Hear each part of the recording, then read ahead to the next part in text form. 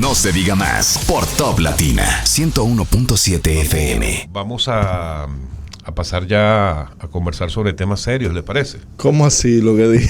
Bueno, pero no, serios, pero no formales. estoy entendiendo. ¿Pero qué es esto? Vamos a darle la bienvenida al doctor José Manuel Peguero, el doctor José Manuel Hernández Peguero, quien es el representante de la Fuerza del Pueblo ante la Junta Central Electoral, pero no es el principal motivo por el que lo hemos invitado el día de hoy, aunque ya hablaremos también de eso, sino más bien por su experiencia, su trayectoria como fiscal, ¿verdad?, del Ministerio Público, a raíz del caso reciente, el lamentable caso de la joven Chantal Jiménez. Doctor Peguero, y buenos días, gracias por estar acá con nosotros en No se diga más una vez más. ¿Por qué queremos ir escuchando opiniones de las personas que realmente saben y que cuentan con la experiencia como la suya? Porque casos como este suelen generar, aparte de el rechazo de la sociedad como debe ser, pero empiezan a surgir inquietudes y dudas en cuanto a qué fue lo que falló, quién es el verdadero responsable, quién es la víctima, y normalmente los conceptos que se emiten suelen ser equivocados o dirigidos hacia donde no debe ser. Pero en el caso de usted como fiscal o como ex fiscal, los procedimientos que debe seguir el Ministerio Público, porque lo primero que se cuestiona en este caso es que la joven sometió a la persona, introdujo una querella en contra de su expareja, el señor fue detenido, ella retira la querella y entonces sueltan a esta persona y todo el mundo se pregunta cómo es posible que lo hayan soltado, cómo es posible que haya tenido en sus manos un arma, en teoría su propia arma. Entonces, cuéntenos usted, ¿cómo lo ve? ¿Se siguió o no se siguió el protocolo? Bueno, muy buenos días a todos. Agradeciendo la invitación, y yo creo que la tragedia llama a la reflexión, a cuestionarnos todos qué estamos haciendo en procura de revertir este gran mal que está afectando a la nación dominicana desde hace muchos años. Yo creo que todavía hay una serie de datos imprecisos que no nos permiten poder identificar con efectividad, es decir, lo acontecido.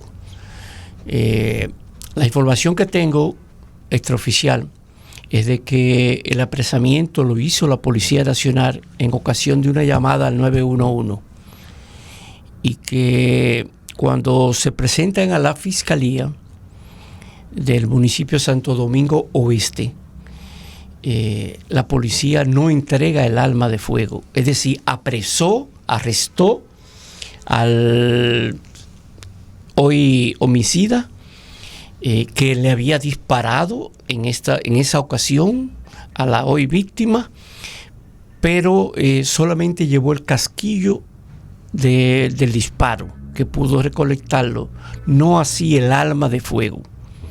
Entonces, todavía hay imprecisiones sobre los hechos acontecidos. Yo conozco al fiscal titular, muy diligente, conozco a una de las dos fiscales que trabajaron, a Nancy, y sé que son personas de extremo cuidado. Evidentemente, las pautas que desde hace mucho existen, pero que también fueron reafirmadas en una comunicación que hizo la Procuradora General de la República al inicio de su gestión, fueron violadas. Es decir, no se cumplió el procedimiento previsto. ¿Podemos hacer esa revisión, doctor? ¿Cuáles son los procedimientos establecidos y cuáles no se cumplieron? Aquí estamos ante un intento de homicidio grave, porque el disparar un arma de fuego... Sí, claro. Están los disparos. Disparar un arma de fuego se hace con una intención. Y fue más de una vez. Esos son los datos que todavía no los tenemos, no los recabamos. Dicen uno, otros dicen dos, pero bueno, lo cierto es que hubo un intento de homicidio. En ese caso, indefectiblemente, sea contra una mujer o sea contra cualquier otra persona, se impone el arresto y la solicitud de prisión preventiva ante el juez, la incautación del arma de fuego, ¿verdad?, y de todas las evidencias que puedan hacer posible para procesar ese caso. Allí no se hizo. Y también el resguardo de la víctima. Claro. ¿A dónde tú vas? tú vas a una casa donde siempre ha estado, o te enviamos a una casa de acogida, o te enviamos a la casa de tu papá. Eso lo decide la denunciante. No. El fiscal tiene que jugar un papel determinante y lo hace junto a los psicólogos que trabajan con ellos, porque las fiscalías tienen las unidades de atención y prevención de la violencia. Una de las cosas que nosotros en aquella ocasión, cuando fuimos fiscal, instalamos la primera unidad de atención y prevención de la violencia, la que está en la Rómulo Betancourt. Le dijimos, no, los fiscales no pueden trabajar sin psicólogos, y sin médicos forenses, y sin terapeutas familiares, y también con psiquiatras. No podemos abordar un problema conductual desde la óptica solamente legalista. Correcto. Entonces los fiscales tienen psicólogos para inmediatamente evaluar primero el estado en que se encuentra la víctima, si necesita internamiento, si necesita un médico forense, pero también el psicólogo evalúa la peligrosidad del agresor a través de unos tests, unos exámenes a los cuales lo somete. En este caso no era necesario porque ya hay evidencia. Había un inicio de ejecución y se imponía que allí fuera ese señor arrestado. Si el arma de fuego no llegó, era inmediato que también el fiscal solicitase la orden de allanamiento, requiriese con energía a la policía y al imputado donde estaba, porque era necesario tenerle esa arma de fuego, tanto para la protección de la víctima como para el caso en sí. ¿Entiendes? Entonces, en principio, se violaron los procedimientos que son, y eso tenemos que defender a la Procuradora General de la República, que ha insistido en el cumplimiento de esas instrucciones, y pasan casos. Doctor. Ahora bien, antes de escúchame algo, yo quisiera que esto se analice, este caso, en el contexto no tan solo del caso en particular, sino de la realidad de fiscales que tienen 200 casos, 300 casos. ¿Entiendes? Sí, veíamos hoy que la Policía Nacional dice que ha habido en este año un promedio de 35 denuncias. No, eso está equivocado. Diarias. Eso está equivocado, esa información. Y Diario Libre comete un grave error. ¿Hay? Cualquier fiscalía barrial recibe 10 o 15 denuncias diarias. O sea, que es muchísimo más. Muchísimo más. Estamos hablando de cientos de denuncias diarias en el territorio nacional. Eso solo es que recibe la Policía Nacional. Wow. Okay. En donde hay mayor afluencia es en las fiscalías. Sí. Y más en la capital, que hay 14 fiscalías barriales y hay una unidad de atención y prevención de la violencia. En la capital debe reunirse no menos de 150 a 200 denuncias diarias. Wow. ¡Huepa! El problema es muchísimo Nada más mayor. en la capital. En la capital, sin duda alguna. ¿Entiendes? Porque, incluyendo los delitos sexuales, evidentemente. Sí, cierto, claro. Pero la problemática es compleja. Y yo creo que en este caso, lo que tenemos que, antes de imputarle a los mismos fiscales que evidentemente actuaron mal y vendrá su juicio disciplinario y la imposición, óigame bien cuáles son las condiciones en que estamos trabajando. No es fácil para un fiscal. Sí. Por ejemplo, la fiscal de Higüey, la unidad de la unidad de atención y prevención de la violencia, me decía ella, magistrado, yo nada más tengo otro fiscal y tenemos abiertos casos, más de 300 y más de 100 arrestados. Y tomando en cuenta esto, Mísero salario. Pero bueno, yo creo que si a alguien en alguna ocasión hay que distinguir es a los fiscales. sí. Y me consta que el fiscal titular es bastante exigente de esa demarcación, Eduardo López.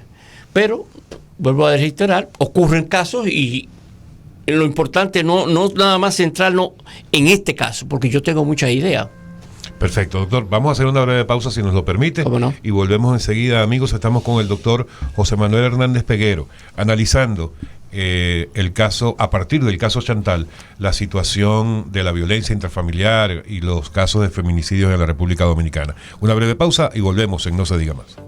Amigos, de vuelta en No Se Diga Más a través de Top Latina 101.7. Comenzamos nuestra segunda hora del día. Les recordamos que pueden disfrutar de nuestras entrevistas completas tanto en YouTube como en Spotify.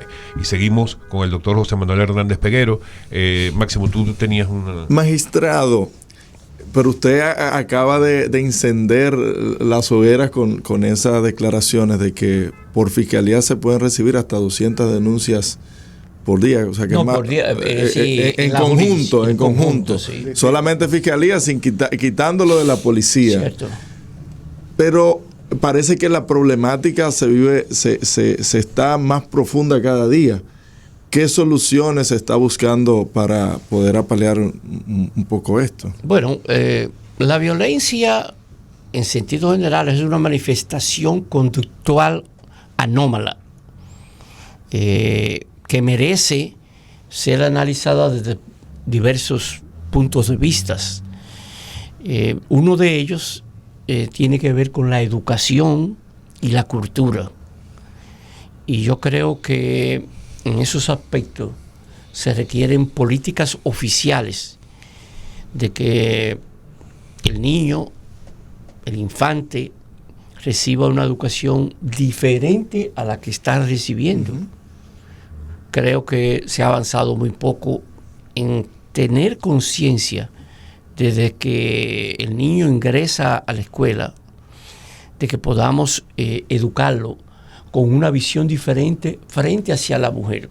Y ese es el origen de todo. O sea, que si Sí, estamos mal en ese punto, lógico, ya todo lo que viene más adelante... Y la parte económica, doctor, afecta. no afecta mucho también, porque tomando en cuenta la parte económica con los divorcios y las discusiones en el hogar, ahí genera violencia. Bueno, ¿no? tiene incidencia, pero es evidente de que eso tiene muchas veces, la violencia económica tiene como origen este mal, Sí. que es el del hombre machista, el hombre que considera a la mujer Como una cosa, Que una eso es de- propiedad. que eso es de- sí, sí, y que debe darle nada más Sí. la cantidad de dinero que quiere cuando ambos lo producen, aunque ella no trabaje, pero trabaja en la casa. Claro. Yo creo que el país requiere un gran compromiso político en el sentido de abordar la problemática de la violencia. No la circunscribamos nada más única y exclusivamente a la violencia intrafamiliar y de género y la de los delitos sexuales, sino a este gran mal que nos está afectando y que se manifiesta día a día con muchas heridas y muertes y conflictos que terminan en tragedia. Yo creo que a este país hay que enseñarle desde el hogar y desde la escuela, desde que cualquier conflicto pueda solucionarse armónicamente sin necesidad de llegar a la fuerza física. Pero para eso se necesita una definición de una política criminal, que es lo que yo he criticado. Es decir, nosotros tenemos que decir qué vamos a hacer para eso. ¿Y por qué cuesta tanto que el Estado logre entender eso?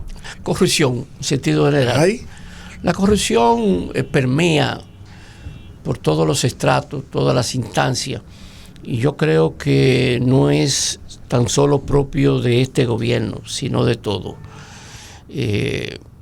Hay una afectación al patrimonio que lo que anda es en búsqueda de lo suyo, y yo creo que cuando se impide que el Ministerio Público tenga una policía especializada, técnica, que pueda abordar esto,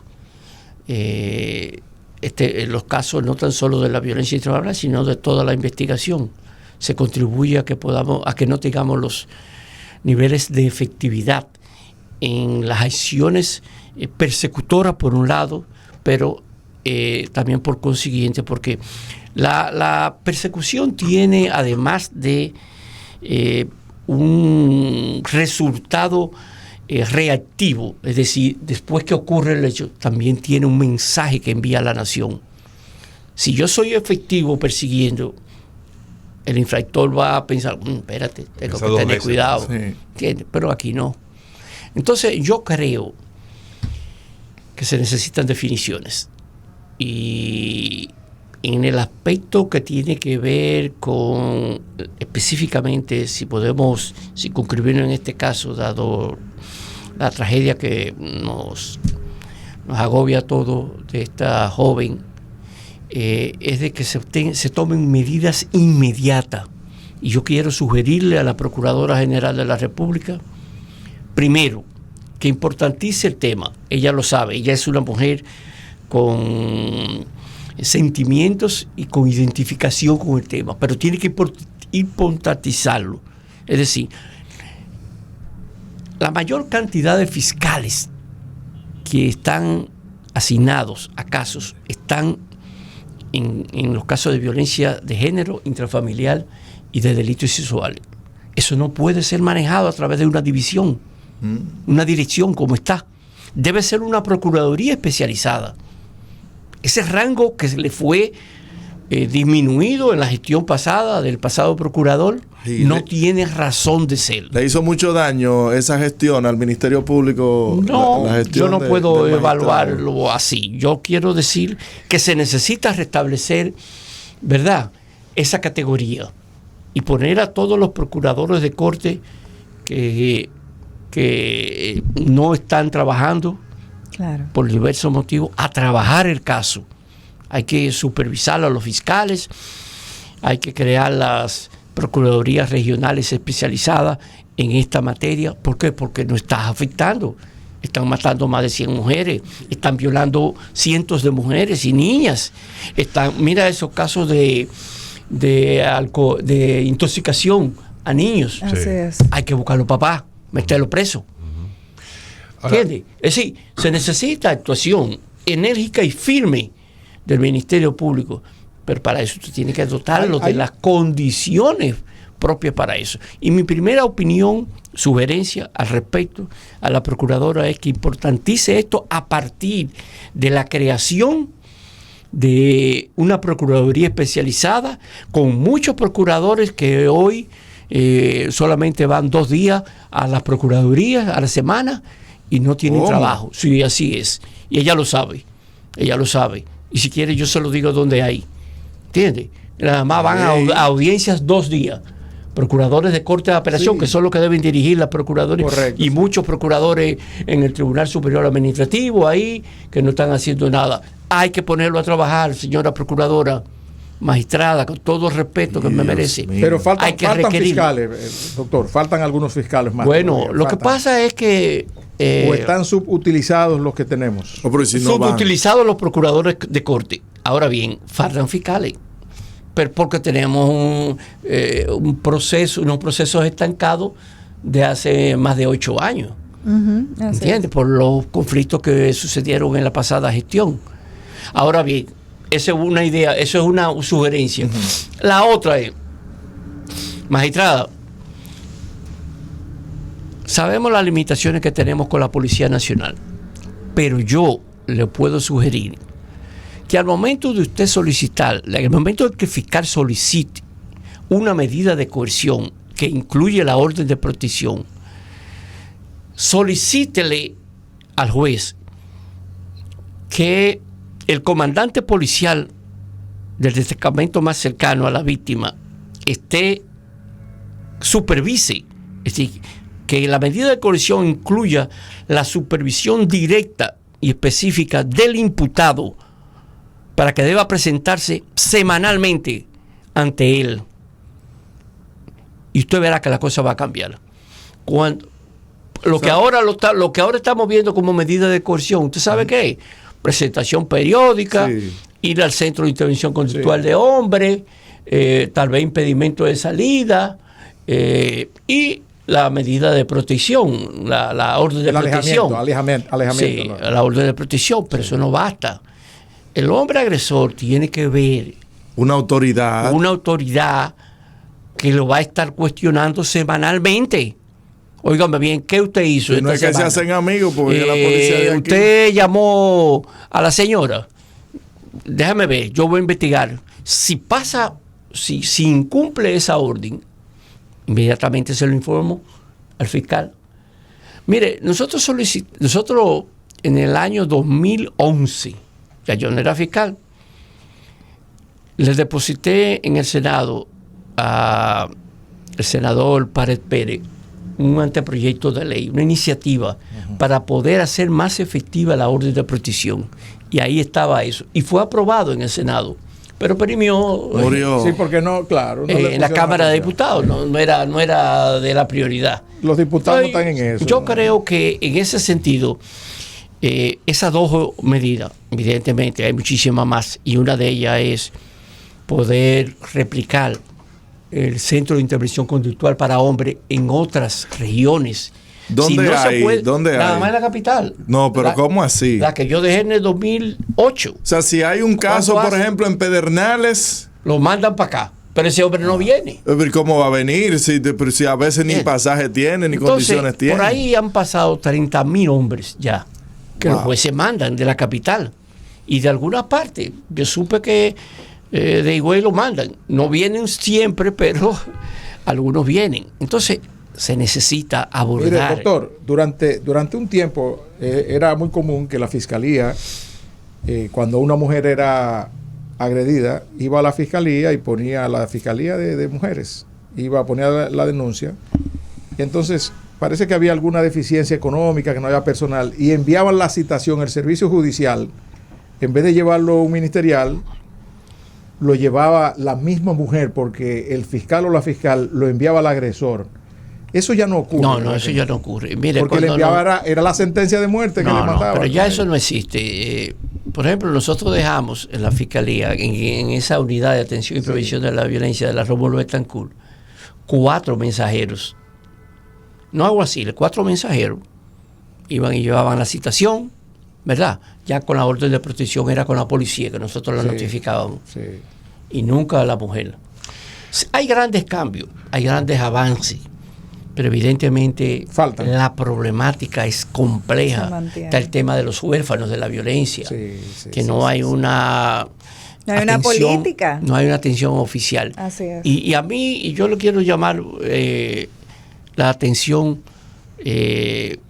a la policía. Miren, la policía está en constante cambio y hay que, de una u otra manera, respaldar su modernización.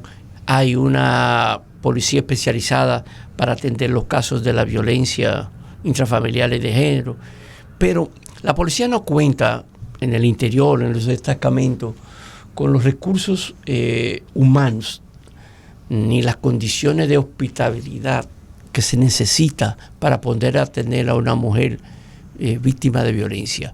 Por eso nosotros hemos insistido en que cuando la mujer toma esa decisión, hay que protegerla. Sí. Hay que crearle las condiciones que hagan posible que ella diga di un correcto paso, pero no que se arrepienta. ¿Usted me entiende? ¿Qué es lo que pasa con la mayoría? Hay que tratar de que tan pronto una mujer se presenta a un destacamento, inmediatamente llevarla a la fiscalía, porque ahí sí ya cuentan con otras condiciones. Doctor, usted nos va a perdonar, pero usted nos está dando más temas y vamos a continuar con usted. Pero después de esta pausa, ¿le parece? Vamos a hablar algo de política. Ay. Bueno, ay, creo que está bien. Pero ya volvemos. Amigos, estamos con el doctor José Manuel Hernández Peguero en No Se Diga Más a través de Top Latina 101.7. Sobre el que conversábamos, porque ya él nos marcó línea, ¿verdad? Nos bajó línea, que quiere pasar al tema político. No, antes de eso, para ya concluir el tema de la violencia intrafamiliar y de género, yo quisiera insistir en que, a pesar de la tragedia, que igual que la de Chantal, ocurre en la de muchísimas mujeres a diario, que no terminan en tragedia fatal, es decir, no terminan en muerte, pero ocurren con laceraciones, con afectaciones psicológicas que dejan secuelas tan importantes. Y yo quisiera que en el caso de la niña ustedes sigan jugando un papel importante en que este tema se mantenga en la palestra, es decir, sea de importancia, porque no podemos importantizar nada más la persecución a la corrupción. Así es. ¿Usted me entiende? También yo quisiera que me defiendan a la mujer y que no me la maten, y que si la lesionan, que existan los recursos para poderla restablecer emocionalmente, físicamente, de la persecución efectiva contra los agresores. Es decir, se necesita definir una política. Y mire, yo creo mucho, y gracias a Dios que está ahí en la Procuradora General de la República, pero tenemos que insistir en acciones puntuales como las que estoy dando de la medida de coerción, en base a un protocolo que se firme con la Policía Nacional, encomendarle a los comandantes policiales de los destacamentos. Es decir, en Capotillo, un señor le dio una tabará, vamos a decirlo así, una galleta a su esposo, a su pareja. Pues está bien, preso, ¿verdad? Medida de coerción. Posiblemente no vaya a la cárcel, pero ese señor tenga que presentarse donde el comandante policial, el mayor Encarnación, por ejemplo, todos los sábados tiene que presentarse, y ese mayor Encarnación, en base a un protocolo que tiene, a unas instrucciones que tiene, lo va a evaluar. ¿Entiendes? Pero la víctima que vive cerca de ese comandante va a también saber el número de teléfono, claro, de ese destacamento y de ese comandante, su celular, para que en caso de que ocurra una emergencia, llamarlo inmediatamente. Entonces, esa es una acción, una medida que yo creo que es urgente adoptar por los fiscales al momento de solicitar la medida de coerción. No la presentación periódica mensual ante un secretario de la Fiscalía que no hace nada. Yo conozco, yo sé eso, pues yo duré 4 años y fue que instauré el sistema de atención, y yo sé cuáles son las debilidades. Entonces tenemos que avanzar en esas acciones a los fines de garantizar. Si tomamos acciones de esa naturaleza, protegemos a una mujer más, sí, y menos huérfanos van a haber. Es decir, magistrado, pero a mí me parece de que Miriam Germán le va a estar llamando próximamente. ¿Usted le aceptaría una fiscalía especializada? No, bueno, ya yo pasé por eso. Me perfilan, sí, para servirle al país. Para a partir del 16 de agosto para otro cargo ya. ¿Del 16 de agosto de ahora, del 2023? No, del 2024, cuando Leonel. Pero se cambió al PRM, fue. Cuando la Fuerza del Pueblo asuma. Exacto. El partido que está en el carril derecho. El partido que tiene todas las opciones. Me perfilan ya para otro. Entramos con todo entonces en la política. ¿Cuál sería esa aspiración, doctor? No, yo no estoy aspirando. Lo único que me dicen que tengo perfil para ministro de Turismo. ¿Cómo? Ajá. Sí. Pero para salir en las portadas como David Collado. No, yo voy a hacer, óigame bien, y se lo digo por la experiencia y por el trabajo que he conocido al tener inversiones por allá, por el este. Un ministro de Turismo diferente. Evidentemente, yo enfatizaré, además del turismo local, yo voy a estar trabajando en nichos que no han sido tocados y que solamente nos enfocamos en los grandes países, y que cuando por cualquier razón afectan de manera política o por algún conflicto, ya inmediatamente se desmorona todo. Yo creo que hay que seguir apoyando a la inversión turística nacional, a los hoteleros nacionales, que muchas veces están en desventaja frente a la inversión internacional. Y en ese sentido, en el próximo gobierno de Leonel Fernández, yo creo que habrá un repunte y con una visión diferente al turismo. Doctor, ¿qué le hace pensar que el doctor Leonel Fernández podría ganar en el 2024? La encuesta reciente. Cuéntenos cuál es su interpretación de los números.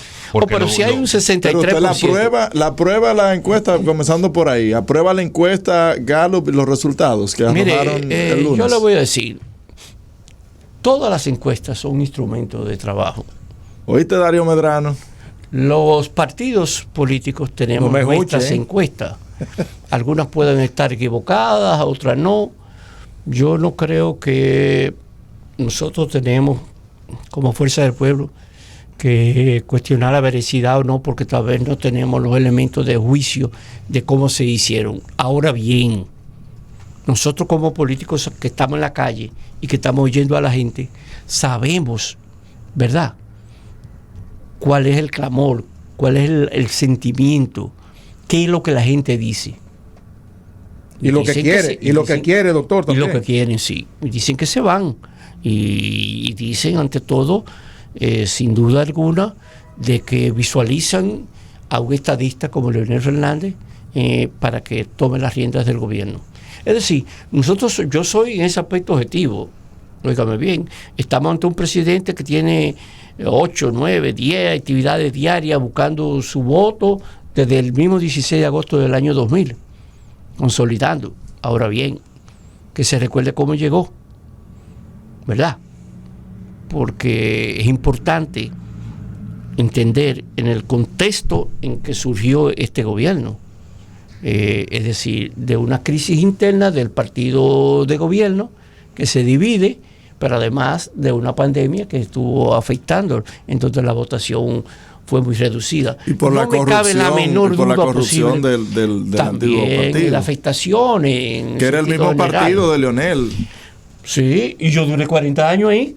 Óigame bien, yo entré en el año 1978. 78, sí. O sea, que ustedes fueron partícipes de la corrupción de los gobiernos del PLD. ¿Cómo les digo? Yo no puedo decir que es un partido o es un gobierno corrupto. Yo lo que creo es que hay personas en todos los gobiernos que son corruptos. Y usted estando 40 años en esa organización política, yo supongo que, no le voy a pedir que los nombre, pero usted debe saber, ¿verdad? Usted le pasa por al lado a uno de ellos y usted sabe quiénes son los que pudieron haber metido la mano donde no debían. Lógico, ¿cierto? Y lo bueno, por ejemplo, en el entorno de Leonel Fernández hay tanta gente buena, ¿entiendes? Que, por ejemplo, Franklin Almeida.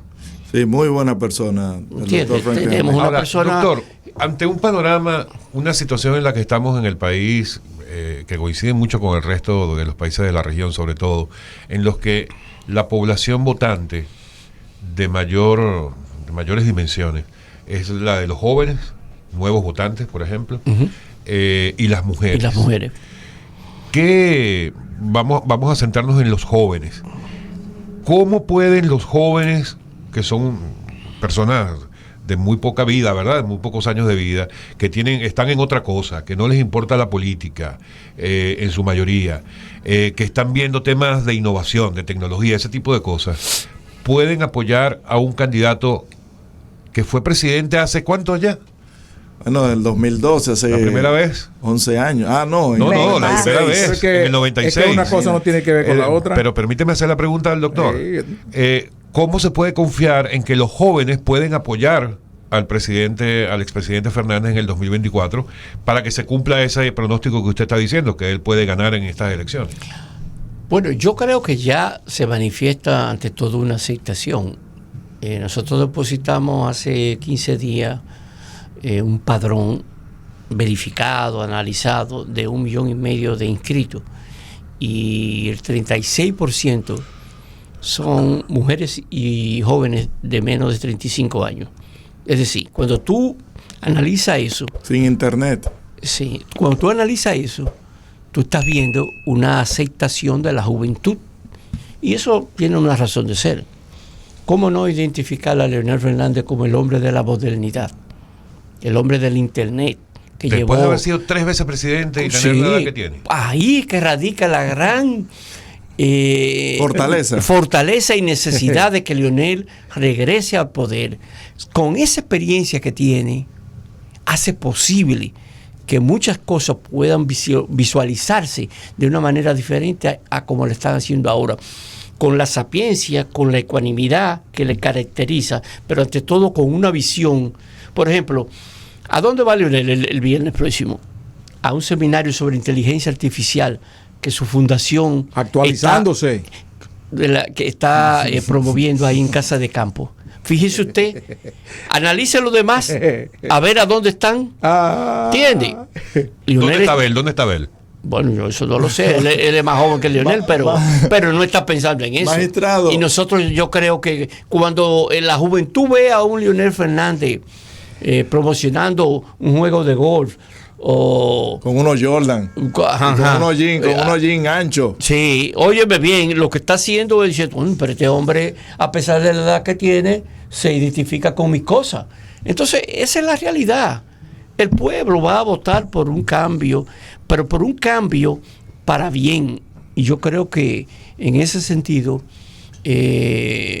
no hay duda alguna de que la inconformidad que hay con este gobierno en aspectos básicos como la carestía, la seguridad, hacen posible un retorno sin duda alguna.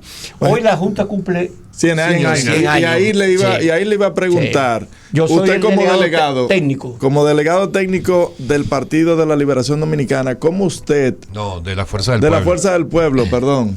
Bueno, pero formarán parte todos del bloque de la alianza. Nosotros, sin duda alguna. Para el 24. Aquí yo creo que nada va a quedar en contra de ese gran bloque opositor. Bueno, todos a uno. Hay gente que está asustada con eso. Pero en la encuesta, la sumatoria de todos gente aquí en la cabina. Usted verá. Como delegado ante la Junta, ¿cómo avisora usted unas próximas elecciones? Ya que, por ejemplo, el tema de la inteligencia, como usted hablaba, quedó fuera y seguimos en lo manual.